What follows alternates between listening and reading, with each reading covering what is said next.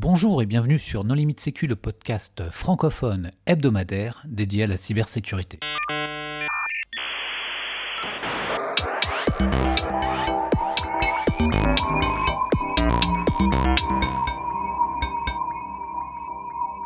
Alors aujourd'hui, avant de commencer, une petite capsule un peu spéciale puisque nous recevons l'association Root on the Road avec 3 membres de cette association, Axel, Clément et Hugo. Alors Axel, est-ce que tu veux bien te présenter ?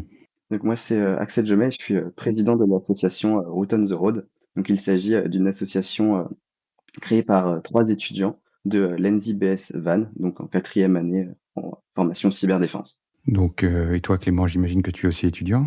Oui, bonjour à tous, moi exactement, je suis étudiant dans la même promotion qu'Axel et Hugo, moi je suis originaire de Poitiers de base. Et Hugo ? Je suis également du coup dans la même promotion qu'Axel et que Clément, et je suis également un grand passionné de voitures automobiles, ce qui explique ma présence dans cette association et pour ce projet. Alors, est-ce que vous pouvez nous en dire un petit peu plus sur ce projet ? En quoi est-ce que ça consiste ? Donc l'objectif de l'association est de participer à l'Europe Raid 2026, donc qui aura lieu en août de cette année.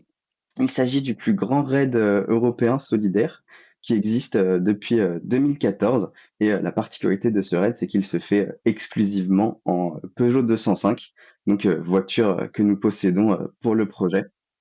Donc comme je le disais, il s'agit d'un raid solidaire, vu qu'il permet à ces équipages d'apporter plus de 70 kg de matériel scolaire, informatique ou sportif à destination des écoles d'Europe de l'Est. Donc dans l'édition 2026, il y aura plus de 6 événements caritatifs de ce type. Très bien, mais qu'est-ce que vous attendez des auditeurs No Limite Sécu du coup ? On est à la recherche de sponsors et de partenaires pour nous aider à financer ce projet ou à récolter parmi les 70 kg de matériel obligatoire. À savoir que notre statut d'association permet de défiscaliser les dons, que vous soyez particulier ou professionnel. Comment est-ce qu'on peut vous contacter ? Alors, bien sûr, on mettra les liens dans la description de l'épisode, mais quelle est votre méthode de contact favorite ? On a une adresse mail, routontheroad@gmail.com, ou alors un compte Instagram, routontheroad, écrit en snake case, donc avec des underscores entre chaque mot. Nous avons également un LinkedIn pour nous communiquer, pour nous contacter, pardon. Merci beaucoup, le message est passé. Bon courage pour votre projet. Merci Nicolas. Merci. Aujourd'hui, nous allons parler de développement sécurisé en prenant l'exemple de Podenv, un logiciel open source développé par Tristan Decacré. Bonjour Tristan. Bonjour tout le monde. Pour discuter avec lui, les contributeurs No Limite Sécu sont Hervé Schauer. Bonjour. Et Nicolas Ruff. Bonjour. Alors Tristan, en premier lieu, est-ce que tu voudrais bien te présenter ? Merci de me recevoir. Moi c'est Tristan, je suis ingénieur en informatique. J'ai débuté ma carrière il y a une vingtaine d'années en travaillant sur de l'intégration de systèmes Unix. Puis j'ai progressivement pivoté vers un rôle de programmeur et je travaille à présent pour Red Hat sur des outils d'intégration continue et d'aide aux développeurs. Alors Podenv, qu'est-ce que c'est ? Podenv, c'est une interface pour exécuter des logiciels de bureautique dans des containers. Un container, c'est un mécanisme de virtualisation au niveau du noyau qui permet d'isoler les applications. La technique qui est mise en œuvre, ça s'appelle des espaces de nommage, ou namespace en anglais. C'est ce qui permet d'assigner des ressources uniques à des applications. Alors par exemple, les adresses réseau ou les systèmes de fichiers, ils peuvent être comme redéfinis pour chaque processus. Et quand tu dis logiciel bureautique, ça peut être n'importe quoi ou c'est un système de containerisation générique, c'est un peu comme, Snap, Ubuntu, les trucs comme ça ? Oui, exactement. Il y a Snap ou Flatpak aussi qui sont à peu près équivalents. En fait, c'est un peu original. Normalement, les containers, c'est souvent utilisé pour des applications de type service ou serveur Internet, des services réseau. Là, l'idée étant de réutiliser le même mécanisme d'exécution, mais en exposant plus de ressources qui permet d'exécuter des applications graphiques ou qui ont besoin d'avoir un accès à la carte son, par exemple. Toute commande, toute application peut potentiellement être exécutée dans un conteneur. Du coup, l'objectif, c'est la sécurité ou c'est aussi l'immutabilité du système, ce genre de choses ? Quel est l'objectif initial de ce projet ? C'est une très bonne question. Moi, en fait, l'origine, c'est que c'est quelque chose que j'ai un peu développé dans le cadre de mon activité professionnelle. Au fil du temps, j'ai quand même développé un système pour décrire des applications.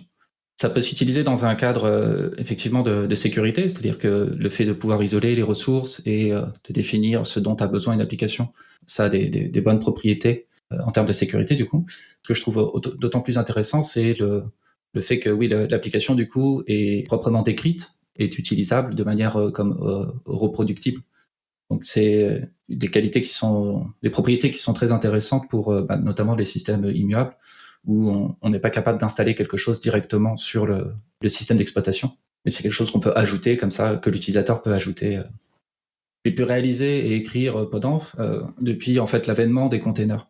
Parce que précédemment, c'était des techniques qui étaient quand même un petit peu arbitraires. Il y avait différents mécanismes qui permettaient d'obtenir le même résultat, mais c'était pas vraiment standard. Là, le fait qu'il y ait un format, et notamment des containers utilisateurs qu'on appelle rootless, c'est ça qui vraiment permet la réalisation d'un projet comme Podenv. On les appelle rootless justement parce qu'il n'y a pas besoin des droits root, c'est cela? Oui, tout à fait. En fait, maintenant, un utilisateur Unix non privilégié a la capacité de créer ces espaces de nommage. Alors que précédemment, il n'y avait que l'administrateur système qui était en mesure de les créer. Ça date de quand? Ça a commencé quand? En année? Parce que tu dis c'est depuis qu'il y a les containers, mais moi je me rends pas compte si ça date d'il y a 5 ans, d'il y a 10 ans ou d'il y a 2 ans. Mais t'as commencé quand, Podenv? Dans l'historique des changements, le premier est il y a 6 ans. Voilà, ça a déjà 6 ans. Maintenant, les containers, je pense que ça existe un petit peu plus longtemps. Et toi, tu es le seul contributeur ou vous êtes plusieurs?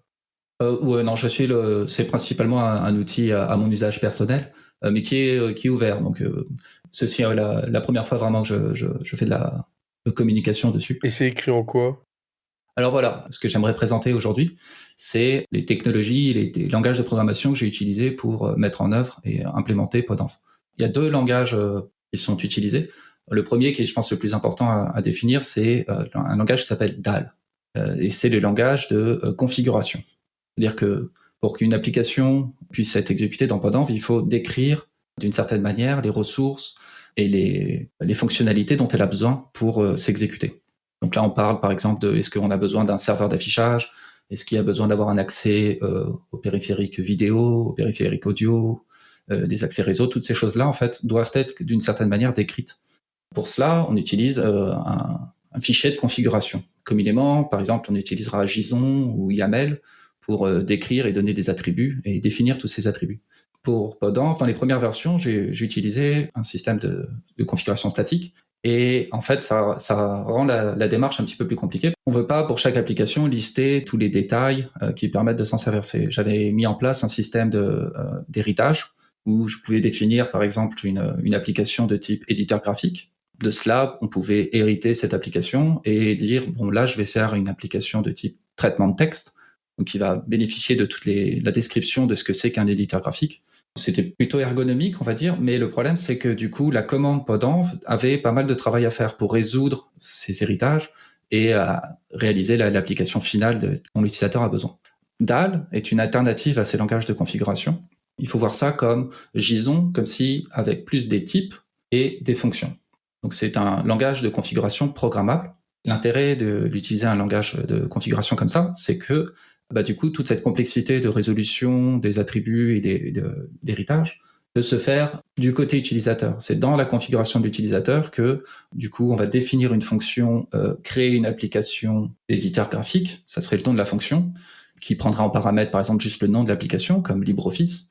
Et cette fonction retourne directement l'objet complet avec tous les attributs nécessaires à l'exécution d'un éditeur graphique. Et après, dans la configuration, on peut même surcharger des paramètres.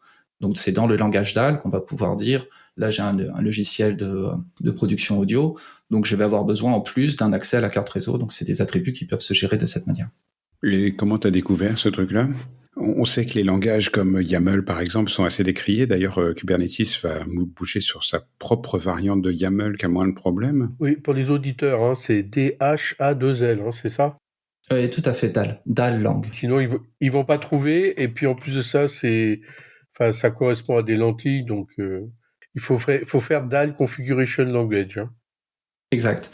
Moi, j'ai découvert ça justement pour des problématiques liées à Kubernetes ou Ansible dans notre cas. Où dans mon équipe, on avait un problème qui était à peu près similaire, où on avait des ressources qui étaient assez compliquées à définir. Et DAL se propose comme une solution à ces problèmes-là. Le cas d'usage principal que l'auteur, enfin que la communauté DAL veut mettre en avant, c'est la configuration de ressources Kubernetes. Parce que le problème que j'ai décrit pour Podenv est assez similaire en fait à la description d'un déploiement où on se retrouve à devoir soit utiliser d'autres outils qui vont faire ce traitement pour nous, mais bon, du coup, on ne sait pas trop comment la résultante. On est dépendant d'une exécution. Alors que l'intérêt de DAL, c'est que tout ça peut se faire de manière statique. On peut évaluer la configuration en avance de phase, observer quels vont être le résultat du traitement désiré. Je trouve qu'en fait, c'est peut-être un peu plus compliqué parce que c'est comme un langage de programmation.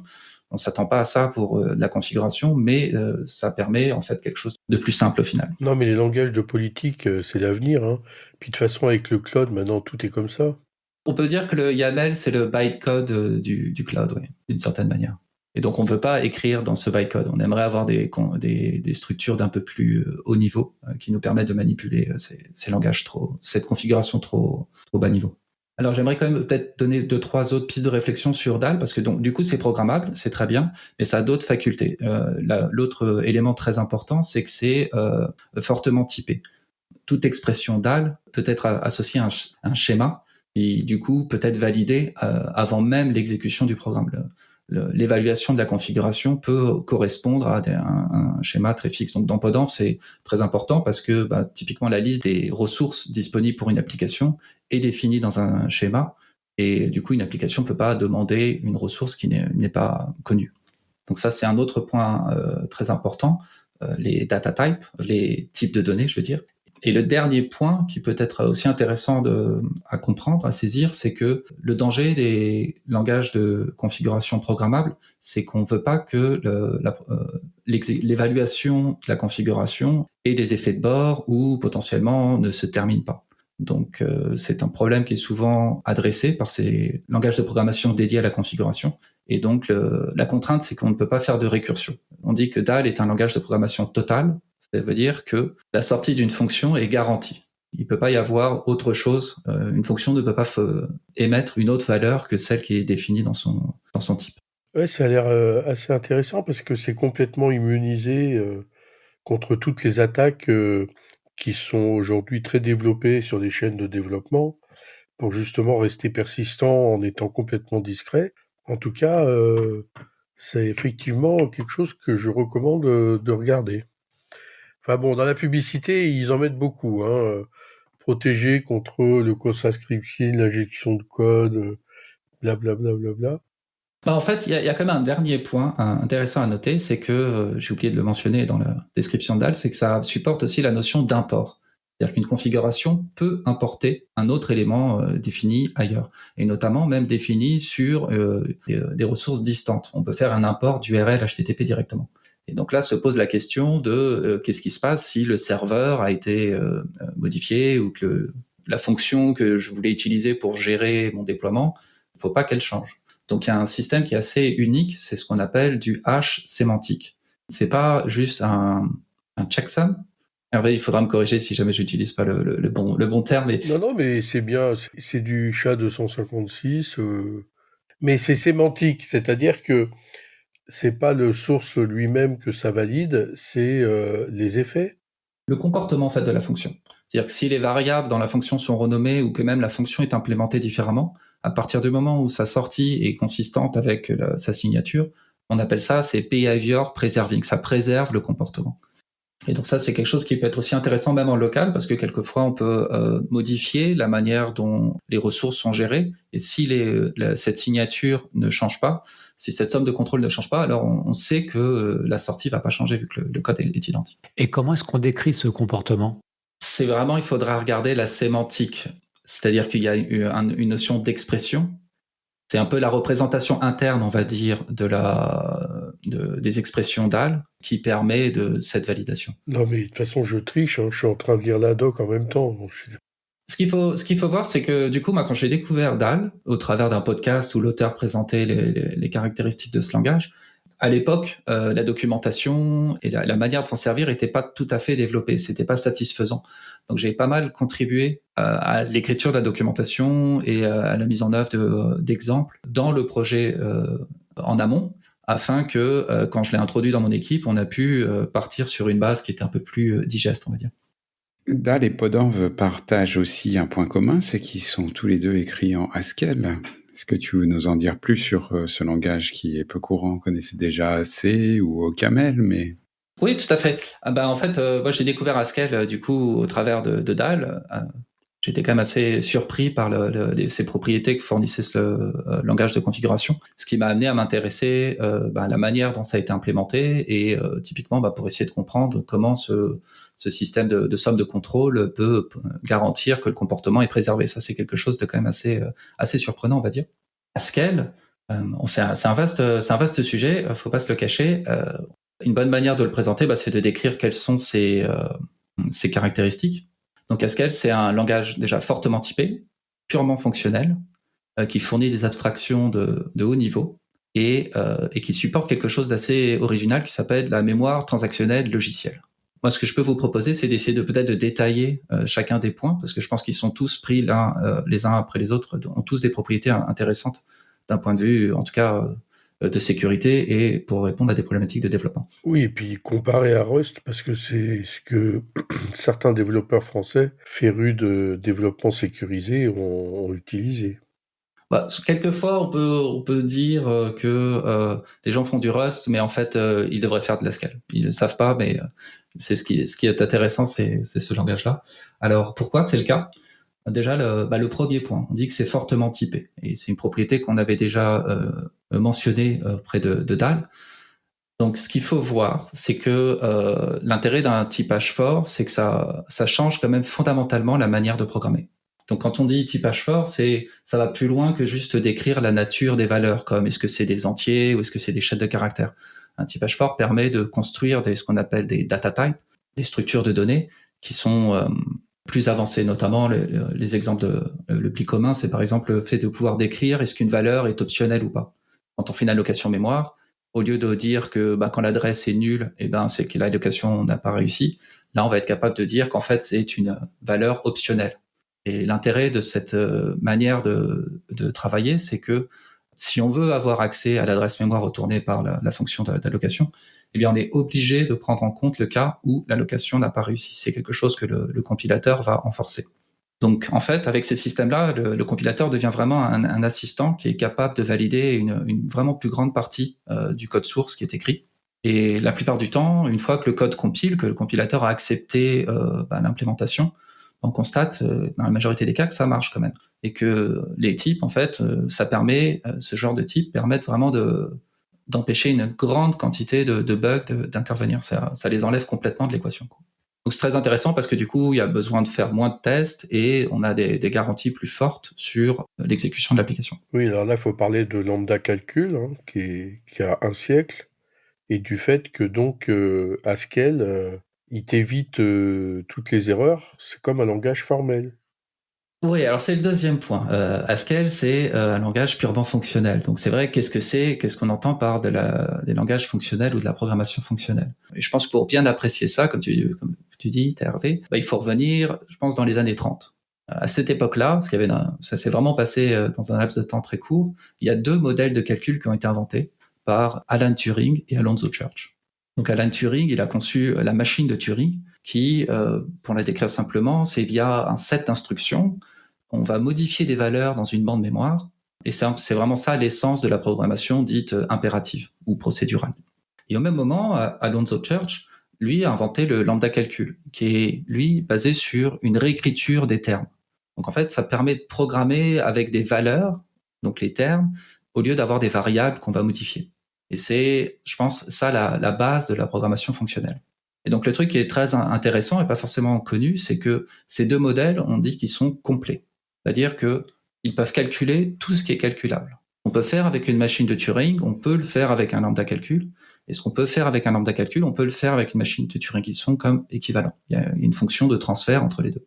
Alors, à cette époque-là, les contraintes matérielles des premiers ordinateurs nous ont quand même dirigés principalement vers des implémentations de machines de Turing. C'est pour ça que les premiers langages étaient quand même basés sur ce concept de mémoire, de tête de lecture qui allait écrire et modifier les variables.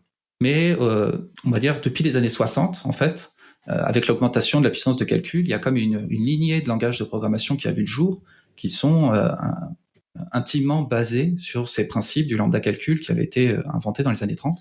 Et en fait, ce qu'il y avait d'intéressant, c'est que même si on savait que le lambda calcul était universel, qu'il n'y avait pas de limite, tout est possible avec ce formalisme, il restait à savoir est-ce que c'était utile. C'est pas tout de démontrer une puissance, il faut aussi se réaliser est-ce que c'est ergonomique, est-ce qu'on peut faire des vrais programmes dans ce système. Donc je pense que c'est un peu ça qui a amené cette recherche sur les langages fonctionnels, à la base en tout cas. Et donc c'est dans ce contexte que Haskell a été développé. Ça a démarré comme un projet de recherche, et l'idée de savoir, c'était est-ce qu'on peut pousser le lambda calcul suffisamment loin pour en faire un langage de programmation qui soit utile à l'écriture de vrais programmes. Donc malheureusement, ça aboutit à une réputation qui est peut-être... on s'est dit, est-ce que c'est réservé à des chercheurs ou c'est un langage qui est très intellectuel. Voilà, moi je suis là aujourd'hui quand même pour montrer que je pense que c'est un langage qui mérite qu'on y prête un peu plus d'attention. Alors, vous m'arrêtez si je vais trop loin dans l'explication, mais... En fait, je ne sais pas à quel moment je dois poser la question, mais qu'est-ce qu'une monade ? On va y venir, mais... Non, mais on n'a pas fini sur les langages mettant en œuvre le lambda calcul. Oui, exact. Merci Hervé. Je pense qu'il faut introduire encore un ou deux éléments avant de pouvoir vraiment caractériser ce que c'est qu'une monade, le sujet qui brûle la langue dans beaucoup de situations. Donc en fait, au bout d'un moment, Haskell a vraiment implémenté suffisamment d'éléments, de capacités qui permettent l'écriture de programmes tout à fait utilisables. Donc en 98, j'aimerais noter que il y a eu le premier rapport sur le langage comme une spécification de ce qu'est Haskell. Et dans ce document, on peut voir que le but numéro 1 annoncé, c'est de pouvoir utiliser Haskell pour construire des larges systèmes. C'est donc pas un langage réservé à la recherche académique. Il y avait vraiment une volonté de répondre à des problématiques industrielles assez conséquentes. Et donc Haskell, c'est un consensus qui a été fait en 90, qui fait le consensus de tous les langages précédents exploitant le lambda calcul. L'histoire est un peu plus complexe, on va dire. Il y a eu plusieurs branches. Ça a commencé avec le Lisp, puis les langages de type ML, dont a dérivé OCaml.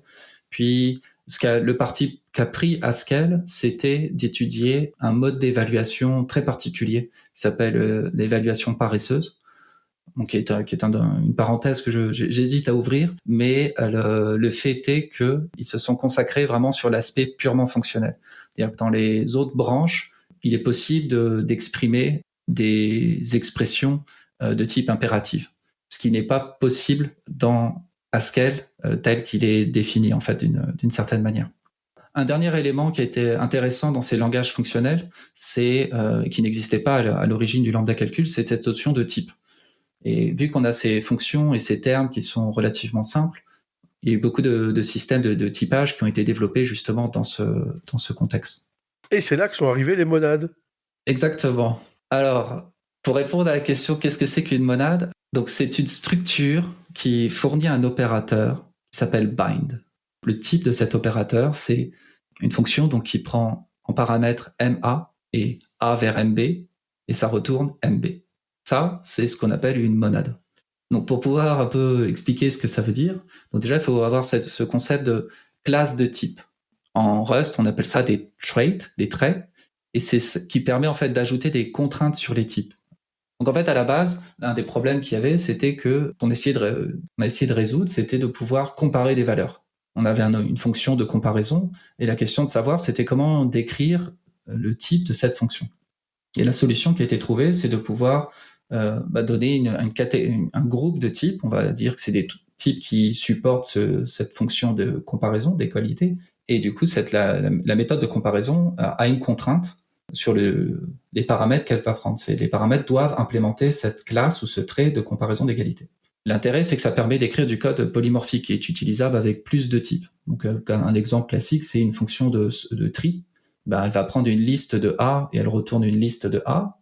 Mais ces A, ils doivent implémenter un système d'ordre. Ils doivent pouvoir dire est-ce qu'ils sont plus grands ou plus petits que... N'hésitez pas à aller voir sur Wikipédia, c'est bien expliqué. Surtout si vous avez mon âge et que vous n'avez pas eu la chance d'apprendre ça lors de vos études universitaires. Et je tiens à préciser que moi, je n'ai pas fait de doctorat en informatique. Je suis là avant tout pour partager ce que j'ai un peu appris un peu tard dans ma carrière. Non, mais je te rassure, nous non plus. Hein. Et je vais certainement que ma définition et mon explication sur ce qu'est une monade n'est pas tout à fait.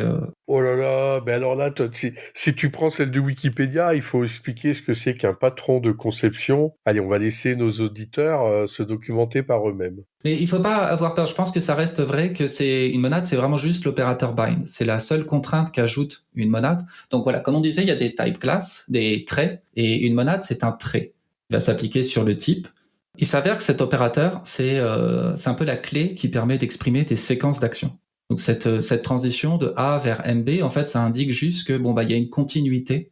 Il y a eu un premier calcul qui a été fait, donc le MA, et on est capable de fournir une continuation. On dit moi, si vous me donnez la suite si vous me donnez le A, je peux vous retourner un MB, et la résultante de cette opération est le produit final. Et du coup, c'est pour ça que c'est aussi important et peut-être considéré comme une des plus grosses innovations des 30 ou 40 dernières années, parce que ça permet vraiment de modéliser tout ce qui est en fait, ça permet à Haskell d'implémenter comme des procédures, comme un système impératif. Avant la création des monades, c'était assez compliqué de faire ce qu'on appelle des effets de bord. Vous inquiétez pas, il y a une fin très concrète et très pratique qui sort de toute cette explication un peu théorique, mais c'est quand même important d'avoir les bons éléments de réflexion sur ce sujet. Donc, un effet de bord, c'est quand une fonction, ce qu'elle retourne ne dépend pas exclusivement de ses entrées. Donc, par exemple, si une fonction a besoin de lire un fichier ou de faire un accès réseau, on va dire que c'est un effet de bord. C'est-à-dire que la sortie de cette fonction n'est pas entièrement définie par ses entrées. Et donc Haskell, à cause de ce dont j'ai parlé précédemment, donc son évaluation paresseuse, ça a forcé un petit peu les développeurs de prendre une attention toute particulière aux fonctions qui ont des effets de bord. Et du coup, il s'avère que une fonction qui fait un effet de bord en Haskell doit nécessairement avoir cette contrainte de monade dans sa signature, et notamment une monade particulière qui est la IO, celle des entrées-sorties. Et donc ça, c'est quand même assez surprenant. Ça veut dire que si une fonction, dans son type, il n'y a pas le IO de mentionner, alors on est comme garanti que cette fonction ne va pas pouvoir faire de lecture de fichiers ou d'accès réseau, ou la fonction est donc décrite comme pure. Et ça, c'est quelque chose qui est vraiment très utile. Alors pour plusieurs points. Le premier point, c'est que quand on va utiliser une librairie, par exemple pour parser ou décoder un format de fichier, par exemple, eh bien, on peut observer dans sa signature que si la librairie propose une fonction décode fichier PDF, par exemple, eh bien, si son entrée, c'est les données binaires du fichier, et qu'en sortie, c'est un résultat qui va potentiellement contenir la structure qui va décrire le PDF, s'il n'y a pas d'IO dedans, alors on a une forte garantie sur le fait que cette fonction qu'elle est sécurisée, qu'elle est safe. Qu'elle est sûre. Qu'elle est sûre, voilà, exactement. Donc pour les problématiques de chaîne d'approvisionnement, je pense que c'est intéressant, parce que si plus tard cette fonction se met à avoir besoin de faire des IO, eh bien, on va pas être affecté parce que le programme ne va tout simplement plus compiler. Pour réaliser une IO, il faut vraiment on dit que les monades en fait contaminent toute la chaîne d'appel. C'est-à-dire qu'il y a vraiment que l'entrée du programme qui est capable de réaliser les IO, donc c'est quelque chose qui, pour que ça soit validé par le compilateur, il faut vraiment que ça soit explicitement accordé. Donc ça, c'est l'intérêt que je dirais d'un point de vue sécurité, on va dire, mais il y a aussi un intérêt structurel. C'est-à-dire que ça va vraiment pousser le programmeur à réfléchir à la manière dont ces IO sont gérés, et ça force une organisation du code qui, je pense, est vraiment très, très intéressante. Mais au final, puisqu'on parle de sûreté et de sécurité, est-ce que tout ça fait du code plus sûr? Parce que la sûreté, surtout la sûreté de fonctionnement, en fait, justement, c'est la capacité à vérifier qu'il n'y a pas d'effet de bord et que tous les comportements du programme soient bien définis. Est-ce que c'est la même chose que la sécurité? Il y a une production à la fois vis-à-vis de la cybersécurité, mais aussi une meilleure sûreté. Tu as des programmes dans lesquels il n'y a pas la possibilité d'avoir les mêmes types de bugs. Pour le dire autrement, est-ce qu'il y a déjà eu des CVE dans DAL ou dans Podenv? Il s'avère que je suis tellement fan de ce langage, je suis un membre assez actif dans cette communauté qui est pas très grande, c'est un langage de niche, et je suis volontaire dans l'équipe qui gère base de données, de advisory, De failles de sécurité. de failles de sécurité dans l'écosystème. Donc oui, tout à fait, il y a, on peut pas dire c'est un langage sécuritaire ou pas. Je pense que c'est plus fin que ça. Donc effectivement, il n'y a pas de bug de type buffer overflow ou de corruption de mémoire ou ce genre de choses, mais il n'empêche qu'il y a toujours des problématiques liées à la logique, où typiquement il y avait les histoires de collision dans des tables de hash qui avaient causé beaucoup de dégâts dans tout l'ensemble des langages de programmation sur la complexité de calcul sur les entêtes HTTP ou de ce genre de choses. Ça, c'est pas quelque chose qui peut forcément être résolu avec les types. Bien que, en fait, d'une certaine manière, les types forts, ils peuvent agir comme des théorèmes. Quand on va définir une fonction, son type va, d'une certaine manière, donc agir sous la forme d'un théorème. Et l'implémentation de cette fonction, on peut le voir ça comme une preuve que le théorème est valide. Et dans ce cadre-là, le compilateur devient comme un vérificateur de preuves, donc vraiment au sens mathématique. Les problèmes donc interviennent quand les fonctions sont mal définies. Par exemple, sur des fonctions de cryptographie, il va être nécessaire de chiffrement, il va être nécessaire de vraiment identifier est-ce que la donnée est en clair ou est-ce qu'elle a été chiffrée. Et s'il y a des types de données spécifiques pour ces deux cas, eh bien, ça permet d'éviter une mauvaise utilisation, par exemple. Ou un autre exemple, c'est sur les mots de passe ou les tokens. On est capable de définir des types dédiés à la gestion de ces données. Du coup, on peut leur donner des propriétés. Par exemple, la fonction qui permet d'afficher une valeur, dans le cas d'un token, va pouvoir automatiquement afficher des étoiles ou écrire que c'est rédigé. Donc, d'une certaine manière, ça permet quand même de faire des programmes plus sécurisés. Mais c'est pas une solution garantie. Donc c'est une bonne solution, mais c'est pas absolu. Là, aujourd'hui, tu as besoin de plus d'utilisateurs de Podanve. Tu cherches plutôt des contributeurs, des gens qui s'intéressent à ce type de langage comme Haskell. De quoi tu as besoin? Merci de poser cette question. Si des gens sont intéressés par Podanve, oui, je suis tout à fait ravi de répondre à leurs besoins s'il y en a, ou de corriger des bugs. Ou je sais que ça fonctionne sur certaines distributions Linux, mais pas forcément toutes. Il serait possible, je pense, d'améliorer le support, les fonctionnalités, je veux dire. Typiquement, pour l'instant, ça ne fonctionne qu'avec des containers, mais potentiellement, ça serait possible d'utiliser des machines virtuelles pour une isolation un peu plus forte, ou des systèmes distants, comme déporter l'exécution sur des clusters Kubernetes. Ça me semble réalisable, mais dans ces deux cas, le problème auquel j'ai été confronté, c'est d'accéder. Ça nécessite un peu plus d'intégration sur le poste d'utilisation. J'essaye d'éviter de faire au maximum, mais il serait possible d'intégrer un client VNC ou que le système automatiquement se connecte pour afficher le logiciel. Donc, ça, c'est le genre de choses qui pourrait être intéressant de développer et je serais ravi d'aider à la mise en œuvre de ce genre de fonctionnalité. Maintenant, moi, comme je vous disais, j'espère que le message que j'espérais transmettre, c'est de dire que les types, c'est plus profond que ça en a l'air. Donc, j'espère avoir donné une nouvelle perspective aux programmeurs qui font partie de l'auditoire. Et enfin, j'ai écrit aussi un challenge qui s'appelle Why Lambda, qui permet un peu d'approfondir la théorie derrière ces langages fonctionnels.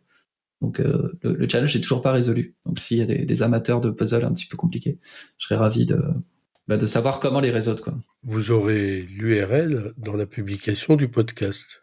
Ok Tristan, peut-être avant de conclure, est-ce qu'il y a des points dont on n'a pas parlé que tu souhaiterais évoquer? Oui, j'ai oublié de présenter quand même l'intérêt des langages fonctionnels juste de manière fondamentale. Pourquoi c'est intéressant et surtout ce que apporte le lambda calcul. Déjà, le premier point à savoir, c'est que c'est très simple. C'est extrêmement simple. Il n'y a besoin que de 3 ingrédients pour implémenter un lambda calcul, à savoir des variables, des abstractions et des applications. Avec ce système-là, on a accès à une approche déclarative, c'est-à-dire qu'un terme dans ce système va surtout décrire le résultat attendu sans forcément préciser comment y arriver. C'est ça qu'on entend par un langage déclaratif, un peu comme des requêtes SQL ou des tableurs sont deux exemples d'approches déclaratives. Et enfin, je pense plus récemment, le lambda calcul étant basé sur un système de réécriture de termes, en fait, ça se prête très bien à de l'exécution hautement parallèle. Et ça permet d'exploiter vraiment au maximum des architectures multicœurs. Donc c'est vraiment sur ces propriétés-là qui m'ont poussé à utiliser Haskell, qui est vraiment basé donc du coup sur le lambda calcul, parce que je pense que c'est des choses qui sont très, très performantes et très, très intéressantes à utiliser. Bon, eh bien, Tristan, merci beaucoup d'avoir accepté notre invitation. Merci aux contributeurs. Chers auditeurs, nous espérons que cet épisode vous aura intéressé. Nous vous donnons rendez-vous la semaine prochaine pour un nouveau podcast. Au revoir. Au revoir. Au revoir. Au revoir.